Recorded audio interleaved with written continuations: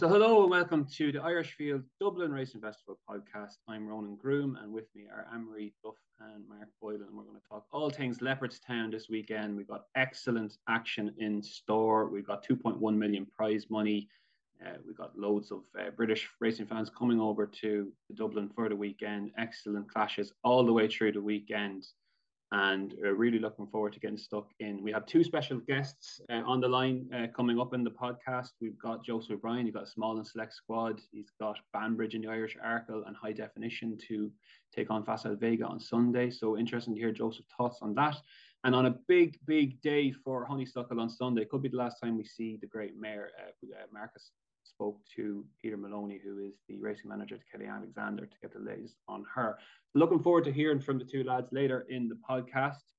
Before we get started, just a little bit of housekeeping. If you are going racing to Leopardstown this weekend, please head over to the Irish Field stand and put your order in for our Cheltenham Festival magazine, an excellent magazine.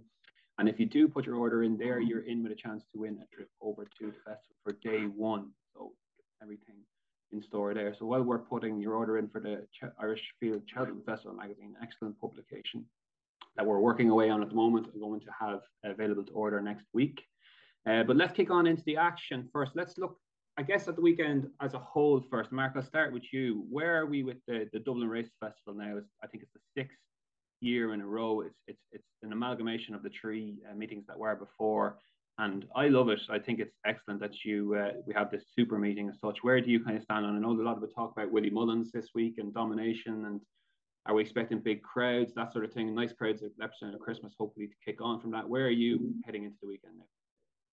Yeah, I think it works as a concept, Ronan. Like, look, at initially I would have been skeptical in terms of you strip a few of the weekends around it, you leave them a little bit bare, but I think what you get in return is, look at declarations that have been arriving through in the morning time. If that doesn't get you excited, you're in the wrong game here. And the one thing I will say with the Willie Mullins domination now, I think it was 6-1 or something like that for him to win all the grade ones this weekend. Quite bizarre, but I will say that Willie is running them against each other. We look at the declarations of the Goff's Irish Arkle, I think there's 8 or 9 in it, but Willie's running 5. And it's not like, he's got this chance. You've got Statler taking on Gallop and Deschamps in the Gold Cup. If he wanted to, you could treat this, while Willie has the main guns for those races, he could be more selective. But the fact he's running them against each other, that doesn't, I think that balances out. And, we're going to learn an awful lot more. Like, I love Cheltenham, don't get me wrong. It's everything that everyone's dreaming about every year.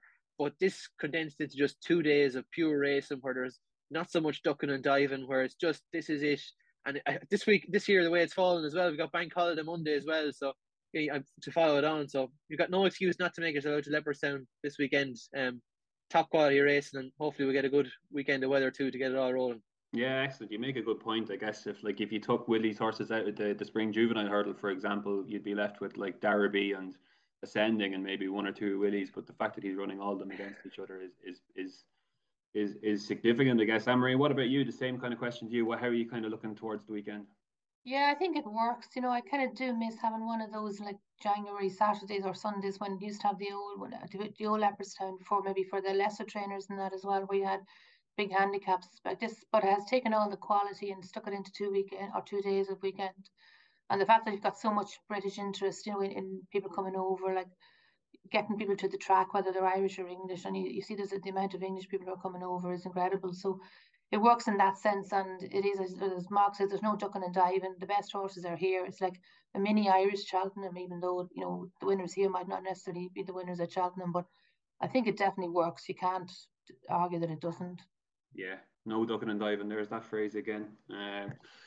Yeah, so look, no freebies. No freebies, yeah. Yeah, so look, it's excellent weekend. Excellent. Let's get stuck into the main action. I guess we're looking at day one. We're looking at the Irish Gold Cup, and as a actual betting affair, a competition level is probably not the best race of the weekend, but the best horse could be here in Gallop and Deschamps.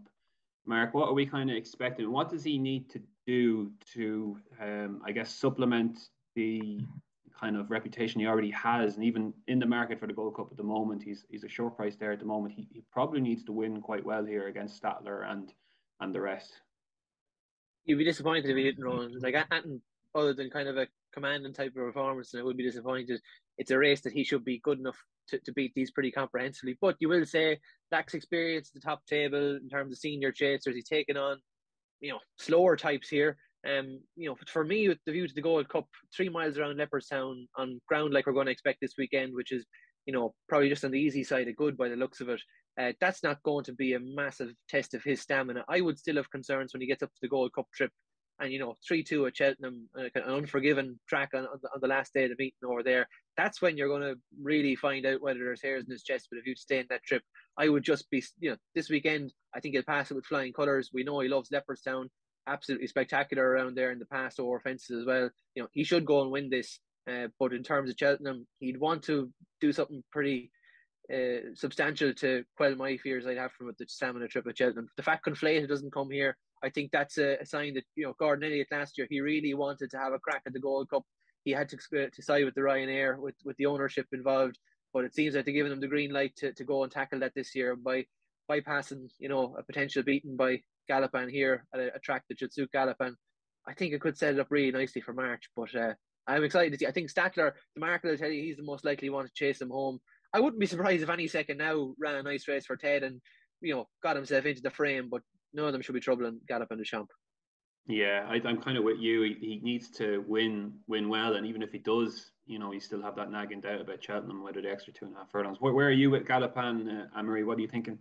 Pretty much similar. I mean, you expect him to win this, and you expect him to win it well. Statler should give him a bit of a stamina test. It's a pity Conflated isn't there for having another quality horse just to push him.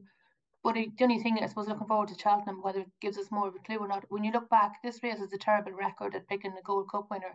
It's a grade 1. It's all the best Irish horses are generally in it. But you have to go back to sizing John to find one that went on to win the Gold Cup. So I think he should win well on tomorrow or Saturday. But I don't know whether he'd still be my Gold Cup pick or not. But we should see, we should get a clue, I suppose, as to whether it's the first time he's going to be this distance. Ground is going to suit him. It's going to be pretty decent. So there's really no excuses to me if he doesn't win by 5 or 6 lengths. Yeah, I agree. I mean, I was on a call with Ruby yesterday, press call, and he was just talking about how surprised he was in the John Durkin how much the horse relaxed, which is kind of in contrast to what he did last season. He was all action, power packed, kind of exuberant at his fences. So that would bode well. I think Ruby is very much of the opinion that bodes well for him staying the trip eventually for the 3 miles and eventually then for Cheltenham. But we look at the other grade 1s. I suppose the Nathaniel Lacey is possibly one of the most competitive of the weekend, at least trainers wise. There's a few more there. You got the likes of Good Land there for Barry Connell having a fantastic season. We've all been caught as a rare British runner over. We got Sandorf again for Paul Nolan. Anything there make an appeal to you, Mark, or interesting wise that you'd be looking at for this race? There's normally a good trial for the Albert Bartlett. Yeah, big time, Ronan. It's a good trial for the Bartlett. And I think hats off, regardless of result here, to Nigel Justin Davis and some of the English trainers coming over, because we've been absolutely crying out for them to have a crack at these races for prize money that's better than what's on offer at home. And I'm so glad to see him coming over. And, he's not my fancy here, but I'd be hoping for the good of the weekend if we've all been caught to go and give him a right good rattle here. I actually thought there was value in it with Deep Cave, Henry de Bromhead, Rachel Blackmore. Really love what he did at Christmas. Just looks a real strong stayer. Go back to his point to point. All he did was just come home. If there was in run betting on the day, he would have touched some price. But I just think this sort of test, the way it could set up for him here, it probably was a little bit tactical last year. Danny Mullins got his own way. Manella Cocooner in front. I don't think to let that happen here. And I wouldn't be surprised if it came down to who's the hardiest here. Deep Cave, he could be right up there. He's 20-1. That's sort of territory. I think you don't need too many reasons to have a go each way on him. There you go. 20-1 Springer for Mark Boylan in the first. That will get you off to a good start. Anne-Marie, looking at the other grade 1s, like the Spring Juvenile is pretty. It's a Willie Mullins benefit, I think, really, when you're looking at Lossiemouth, and she only has to take on Gala Marceau. But the Irish Harkle, I guess it's Willie Mullins benefit as well. But it looks a more interesting affair. Anything catching your eye in either of those 2 grade 1s? Yeah, I suppose the Juvenile is kind of with Blood Destiny coming out. It's kind of falling apart there, and you can't expect that Lossiemouth wouldn't win by for a good distance. And just beware, there's a Lossiemouth run, I think, in England on the same, a couple of hours later as well. So if you're going to write your bets in the bookies, be careful. Yeah, I think you can really pass over that. It looks like it's Willie, and it looks like it's a favourite in the bag there. The Arkle, I think, is one of the best novices ever in this country. Like, it's just fabulous. You're looking at all those horses. Okay, we have a lot of wide margin winners there. from the last time. They're all taking each other on. My suspicion is, well, we don't have the jockeys yet. I don't think, we don't know who polls on. That'll be interesting, I guess. To me, I think this is probably set up for Dysart Dynamo, because I think he's probably more suitable to Leopardstown than Cheltenham. Appreciated would be my Cheltenham horse more so. But it's really going to be very interesting to see how the two are ridden, or how they're taken. You know how Dysart's going to run. So does Appreciate stick up with him, or what way? And Sam Roy then is probably come from behind horse. El Fabiolo could be flattered by the jump on run. Don't know how good he is. Did he jump well enough the last time? There's really so many angles there. I know they're all willies, but it's a fascinating race. I mean, Appreciate is my top novice, but I don't know whether he's going to be meant to win this race. Maybe this could be Dysart's day, I think, to keep all Willie's owners happy. Interesting. Yeah, I mean, I remember on a podcast we did last year, and I was a big fan of Dysart Dynamo, and you rubbished that opinion. I don't like those mad tearaway horses, and I just didn't like the way he fell at Cheltenham, just threw himself down. So yeah. I'm always, for Cheltenham, I'd be very wary of him, but I think with the long run from Leopardstown from the second last, just the one fence, that should get him going. That should suit him, I think. Yeah, he was electric, fairness, over Christmas, and that's what I think what you need for a 2 mile chase. And Mark, you want to come in on the Irish Arkle there? It's an excellent race. I like Sam Ra. I mean, like, I think the race sets up well for him, and his big price seems to be forgotten about at Christmas. Or what are you thinking? Yeah, he's a bit of a wise eye horse in that sense of pace, because you could just see it melting here, and him, if he's ridden as cold as he was at Christmas, it could work again. But I just wonder, is he quite the class of Appreciated is on his day? Like, look at Dysart, it has all the ingredients to be a serious race. And with a view to Cheltenham, I thought coming here at these decorations this morning, maybe you might have an idea as to what Willie is pointing at the Arkle, maybe an idea what he's pointing at the Turners. But no, he just says, I'm going to throw the 5 of them at you. 5 top novice chasers, 5 of the best anywhere in England or Ireland at the moment. And, you know, we're going to learn, he'll learn a savage amount from this, we'll learn a savage amount for this. And the picture should be clearer after this weekend, definitely. I'm glad that he has taken this approach. But I do think even Appreciated, you look at him, he's a high tempo horse. If Dysart Dynamo goes and does that, I don't think it'll inconvenience him. But the jumping will be key. Dysart Dynamo will put some of them under pressure here. And of Willie's kind of ones, I probably have Flame Bear down the bottom end of it. I still have a lot of respect for El Fabiolo, but Appreciate's probably the one for me. And we can't forget Banbridge either, I guess. It probably might need a bit forward, I think, but he's one of the probably best jumper of the lot of them, and the ground will suit him, so he could be in the mix as well. That's a lovely segue into our first guest, which is Joseph O'Brien. So he'll give us the latest on Banbridge. Here it was me talking to Joseph earlier in the week. Okay, so we're delighted to have Joseph O'Brien on the podcast to look ahead to a small but very select squad for the Dublin Race Festival. Joseph, if you don't mind, we'll start with high definition. I guess he has to be one of the most intriguing runners over the weekend in the Tatterstalls Irish Novice Hurdle on Sunday. You were pretty pleased with the way he did it the first day. He was a bit green at some of his hurdles, but altogether I think you were pretty pleased. How's he come out of the race and kind of progressed since there? Yeah, absolutely, Ronan. He seems to have played the race well. We're happy with how his preparation is going, and obviously the mark step up in class, but hopefully he can run a good race.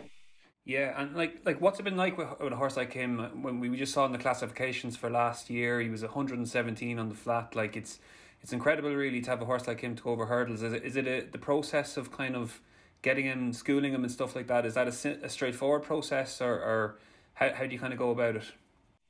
Yeah, well, I suppose it's no different really, and you know, any horse, some of them take to it quicker than others, and some of them take a little more time. But we were very pleased with how this guy took to it, you know, in the early stages, and I think that although, you know, he didn't jump very badly on debut, I think there certainly was plenty for us to work on. And you know, hopefully he'll show the benefit of that experience and the next day. Excellent. Banbridge in the Irish Arkle, Joseph. What did you think of his run in the Drinmore the last time? I kind of thought the soft ground might have just caught him out there. I don't know. Did you kind of share that view, or what did you think of how he got on? Yeah, I would. I think that certainly be better on a bit nicer ground that would hopefully get the weekend.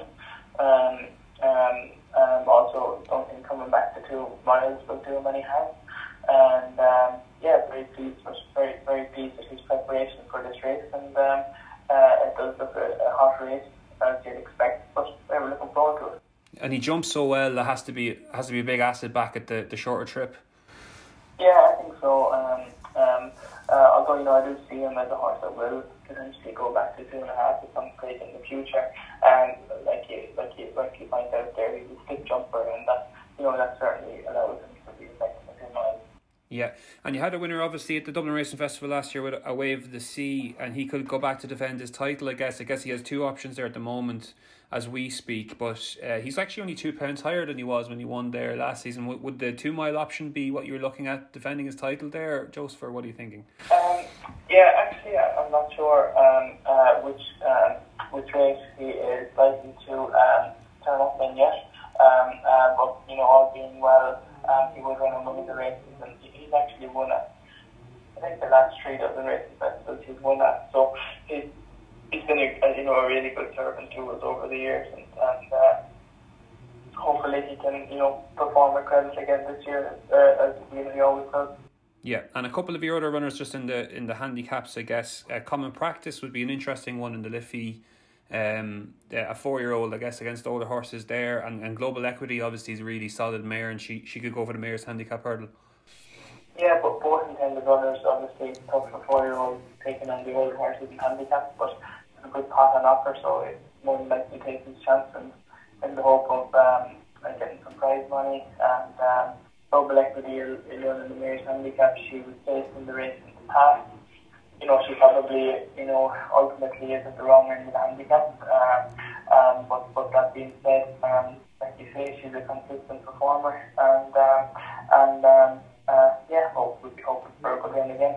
Yeah, thanks to Joseph for his time there earlier in the week. Very interesting. Like I think this high definition is just fascinating. It really is 117 rated in the black classifications as we got them last month. I was trying to think of horses that are highly rated going over hurdles. I was thinking Penglai Pavilion was one that was 5th in the arc, went to John Ferguson. Ruby was kind of rhyming off a couple there yesterday as well. But where are you stand with him, Anne-Marie, like as taking on Facile Vega? I was just thinking as well, like all the hype about Facile Vega is his bumper form. He hasn't really blitzed anything over hurdles yet. And if he ran high definition against Facile Vega in a flat race or a bumper, I know which one I'd be backing anyway. Oh yeah, this is a fascinating race. Really looking forward to this race. And I heard Brendan Powell on some other podcast there during the week, where I think high definition is definitely tightened up on Christmas was just kind of a trial, I guess, to get him. And I know they didn't jump the last hurdle there as well. He had another flight to jump on Sunday. But to me, I'm not 100% Facile fan. I think there's an awful lot of hype around Facile. You'd like American Mike to run well on the Saturday as well, just to kind of maybe boost him along. But I think he's going to have to jump faster, move a lot faster than he did at Christmas. And high definition goes out in front. He's still got class. He's still a quality horse, even though obviously he's a long way from where he was expected to be. But that's a fascinating race. I really can't wait to see that race. Yeah. But I think high definition will test him. Yeah, for sure. I do as well. He was a big drifter on the day at Leopardstown over Christmas as well, which is interesting, and still won. Where are you with Facile, Mark? There seems to be a pro camp and an against camp, and I'm pretty sure all the pro camp have backed them at big prices for the Supreme, so that's basically why they're pro, and the others basically probably missed the prices. But where are you with him now? Have you been impressed or a bit underwhelmed what he's done over hurdles so far, and what do you think about Sunday? I haven't got any fancy prices, unfortunately. I wouldn't mind it, but I don't think he was ever too fancy in terms of price you're getting unless you backed him before he won the bumper at Cheltenham. And even at that, he mightn't have been great value. But people would have done. Like I see a lot of people did that. Like they backed them way in advance. So yeah, that's not for me, to be honest. But I do think he's the best novice around. I think he'll beat high definition very, very comprehensively. I wasn't taken by high definition at Christmas. I thought he looked ropey. I thought he was helped by having the hurdle coming out, or the hurdles coming out with the low line sun. This is a horse that showed early potential on the flat, and then just didn't totally convince me. Ryan Moore, I think, did exceptional things. Nearly win a Group 1 on him last year in the Tattersall's Gold Cup. I wouldn't trust him, and I didn't like his jumping technique. I didn't think it was a disaster, but I didn't think it was natural. Now, on the other side of the coin, I don't think Facile Vega blew anybody away at Christmas either, given the relative expectation around him.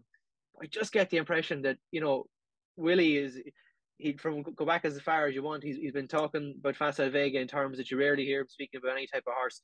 I just get the impression that, exactly. And I mean, I think they're just gearing him towards one day in March. I don't think they've any way gone pressing the buttons that they need to press. I think this horse is doing it on natural ability. I don't even think, think it was a safety first type of ride last time at Christmas. Like, if they let him out and show what's under the bonnet here, I'd be very, very disappointed if he doesn't blow them away. And I'm not that type of person to be, bullish about horses, but I just think we're only scratching the surface of what he's done so far this season.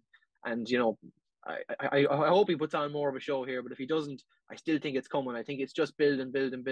He's been able to win well without having to be drilled. And when they do go down deep, I'll be very, very excited to see what they find.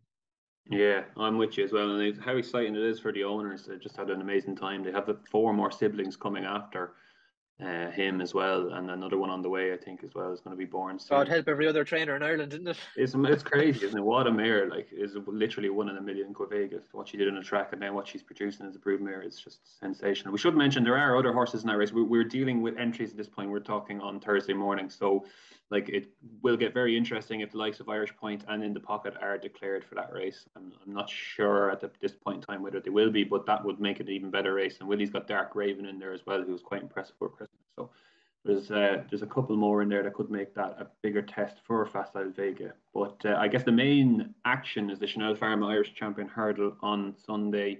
And look, State Man, Vauban for Willie, and then Honeysuckle. Can she get back to her best, or at least regain the winning tread and set up possibly a final farewell at Cheltenham? Or will this be your final farewell? We'll have to see. But very interesting now to hear the thoughts of Peter Molony, racing manager to Kenny Alexander, who gave the latest on the great mare when talking to Mark. So Honeysuckle will bid to record a phenomenal 4th win in the Chanel Pharma Irish Champion Hurdle on Sunday. And to bring us up to speed with how the brilliant mare has been in her preparations is owner Kenny Alexander's racing manager Peter Molony of Rathmore Stud. Peter, usually we're speaking to you at this time of year. She's trying to defend an unbeaten record, heading to Leopardstown as heavy favourite. Now the tables are a little bit different. She's trying to regain a winning thread and find herself with a favourite to beat. Is it even more pressure now than before, or does not having to protect that perfect record take some of the heat off as you build up to it? I'd say it probably takes a little bit of the heat off. That the unbeaten record was a big thing, and it was lovely to have it while it was there. And I don't think anyone wanted to see her beat even Brian Atkinson. Sure. They beat us, and that was great. I think was feeling a bit sheepish.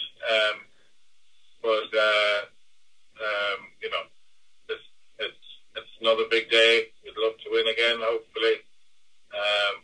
Mullins is putting up a big challenge, so let's see how it goes.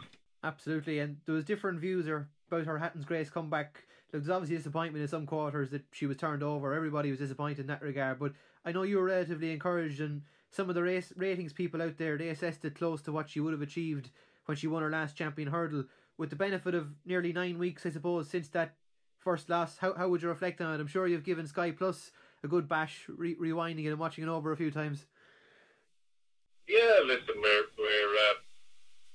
were, as I said at the time, I think that if we hadn't been defending an unbeaten run going into it, we would have left their cock a hoop, So, and as we saw the other day with Tehupo, he's probably the best stayer around in soft ground or soft and heavy grounds. He probably is the best stayer anywhere, and to be beaten a couple of lengths by him on his favourite ground, over 2.5 miles, no disgrace. Absolutely. And Henry's comments during the week seem to suggest that Honey isn't showing anything different to before. I saw you were down to visit her yourself recently. You'd know her better than most of us. How does she look to you? Is the fire still burning in her at the moment? Well, she still wanted to eat me alive when I went into the table, which is always a good sign. Henry and the team all seem very happy with their footwork, and she did a nice piece of work the other day, last week, and everyone seems happy. Brilliant. So I know Willie Mullins has described himself as an admirer of Honeysuckle in the past, but he's not stopping him from loading the bases here at Stateman and Vauban this weekend. Do you still think Honey is the one to beat, or what do you reckon of these new kids on the block? They pose a serious challenge, I'm sure you think.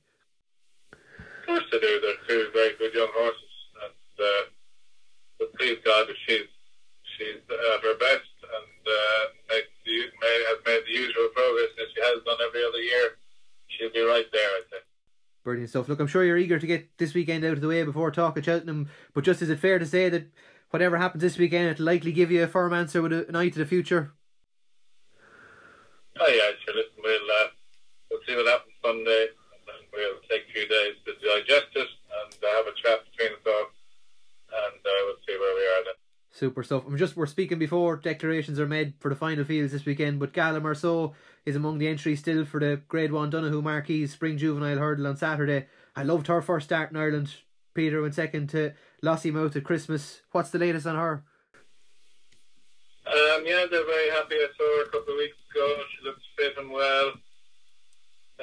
They seem very happy with her, Willie and the team, and they're expecting a large improvement this time. She ran very gassy the last day, very fresh her first time out, so she pulled quite hard early on. And it was probably a slower pace than she wanted. She's a very good slick jumper, and she kept sliding up under Danny, and she did remarkably well to stay on the way she did. So listen, whether we're good enough now to beat the other lady is another thing, but I think we'll be closer to it this time anyway. Brilliant stuff. Well, listen, Peter, regardless of the outcome this weekend with Honey, yourself, Kenny, Henry and Rachel have never shirked any challenges the last few years with her in terms of your campaign, and for that I have to say thanks very much for all the joy of the past few seasons. Hopefully we've got another few more chapters to write. Best of luck and thanks for taking the call. Thank you very much. Yeah, so Peter Molony, thanks very much for your time there, talking to Mark. He sounded quite upbeat, Mark. What's your kind of view on her? Are you a believer? Can she get back? Is this a narrative we're all trying to paint, and it might be kind of farewell to her at this point? It's so hard, it's heart and head stuff for me, Ronan, because nothing would give me more pleasure than to see her go and do it this weekend. I think it's what the weekend needs, is what the weekend wants. But Father Time is undefeated, and she's not an old mare. She's still running to a high level. But I just, I wonder now whether on the back of Fairy House, it was the first time that she's filly early on in her career that you would have thought you try and get her beat. She only does enough. Then you learn what she's up to, and you learn that she just keeps pulling it out. And the fact that she's kind of gone the last day, and when the chips were down, she didn't quite have what was required to pull it out. It does raise concerns. I actually think Vauban is the live one in here. Stateman, a horse I've got a lot of time for, but this is a test now that's really going to separate I was going to say the men from the boys, but the mares and the geldings here. He's going to have to learn an awful lot against Honeysuckle. But Vauban, same as he has to step up. But the run of Christmas, I think Willie was seriously impressed by the sounds of it, because the vibes coming into Christmas weren't overly strong. We know he was a really good juvenile last season. It was interesting to hear Rich Ritchie on at the races racing debate on Sky Sports Racing's racing debate on Sunday. He had said that it was the only time that he's really put his foot down at Willie was that he wanted this horse to be a juvenile hurdler last season, and you just get the impression that Willie wasn't quite sweet on that prospect, in his comments in the media over the last kind of year or so. But he won the Triumph. He's back here now trying to take the O'Connor route to Cheltenham, and I think there is significant improvement to come from him. I think Danny Mullins, if he had his time again, he might have done things differently as well at Christmas. Paul Townend was tactically very astute, I thought, on Stateman. Listen, from a punting perspective, I think Vauban is the value, but in terms of a result, if Honeysuckle is in the mix turning for home, and you know what sort of reaction you're going to get from the crowd, it could be the race of the weekend, and it's just a fascinating one to weigh up. Vauban from a head point, but heart says Honey, please. My heart and my head to an extent says Honey, because I was listening to Peter as well, and what he said about the unbeaten run being broken. If she wasn't unbeaten going into Fairy House, maybe the narrative wouldn't have been as bad as it was. I just thought that was an interesting point, because the ratings boys would say she ran as good as ever against those two geldings, which form has been kind of upgraded since with Tiupu, if you take that Galmoy win as a form upgrade. What do you think, Anne-Marie, on her, and then in the race in general? Like, it will be a very tactical race. I'd say it's going to be a small field, and it'll play out like it did at Christmas in the Madison. Yeah, I don't know how tactical it would be. I'm very much similar to Mark. Heart wants Honeysuckle, head thinks there's a question mark. And I think I just saw a lot of people were kind of questioning whether she really wanted it, whether her desire was still there to win. As you say, she's always battled to her wins at Fairy House, that she just hit the front and she was overcome very quickly by, probably lesser horses. Nobody would really expect you to beat her generally. So I think, there's big question marks. Echoes and Rain was running good race in that as well, and she's kind of boosted that form a bit as well. I think Rachel will just go early on her, even though there's nothing to lose. I mean, she's kick off the bend before the bend. So I think tactically don't know who'll make it, I suppose. Vauban I do like, think he's very classy. And again, as Mark said, you're trying to figure out what Willie's saying from all these post-race things. Because I think at Fairyhouse he'd said Vauban was a 5-year-old, he didn't really want him to be a champion hurl this year. It was too much to ask. And then at Christmas I was like, oh, I'm shocked by him. He really ran much better than I thought. So if he steps up on that, I think definitely I'd have Vauban ahead of Stateman. Stateman, he's won the 2 Grade 1s, but what was the quality, what was the depth in them really? And I'd give Pied Piper a shout as well. He wasn't that far behind Vauban. I think he had a heart problem the last time. He's 40-1 there. He could definitely split the 2 Mullins ones, I think. But yeah, everybody wants Honeysuckle to win. If she won, the place would erupt. And you're hoping for it, but question marks, when she kicks off that bend, which she will, and gets down to the last. I hope there's no sun, that there is a last hurdle there as well. But cheering for Honey, but not 100% certain that she'll pull it off. I think that's going to be, the majority of the crowd will be in the same camp as that as well. I just think back on a Leopardstown yielding kind of ground, it could just spark her, but let's see. We'll soon find out. And I might just throw in there as well, Ronan. Like Henry, you'd imagine, like where the talk seems to be, like Peter Molony has been quoted as saying in the last couple of months that she's more likely to be retired than tackle the Mayor's Hurdle. Henry is still raising that possibility going to the Mayor's Hurdle, but like if it didn't work out here, this could be the last time we see her. From a Henry's point of view, in terms of having her tuned, there will be absolutely no stone left unturned. I'd say, from the back of Fairyhouse, maybe it was a feeling immediately that she could, come on for the run possibly, and she'll need to, but there will be no stone left unturned. I'd say here, this will be peak Honeysuckle. She could be fitter coming here than she ever has coming to Leopardstown. Yeah, that's an angle as well, I guess. So look, I'm getting a bit more confident now. So we'll see.